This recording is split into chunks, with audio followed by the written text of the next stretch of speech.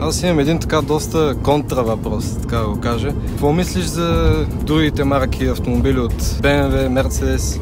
Мерцедеса го харесвам, нали, от гледна точка, че са луксозни коли, нали, по-чичарски, по-скучни в повечето случаи, нали, като не говорим за AMG-тата. Хубави са, нали, марките, но аз съм си Audi, каквото и да си говориме, и винаги бих предпочел Audi. Но да, BMW-то е хулиганска кола, да кажем, нали, тя е да върти задницата, нали, като някоя жена, така. Да си правиш кефа с нея, Мерцедес е да си караш чил, да не те напряга, Audi-то го харесвам, защото е нещо между двете, горе-долу. Съчетава и агресивност, и лукс, и визия най-вече. Доста стабилен отговор, между другото. Аз като BMW фен даже не съм обиден.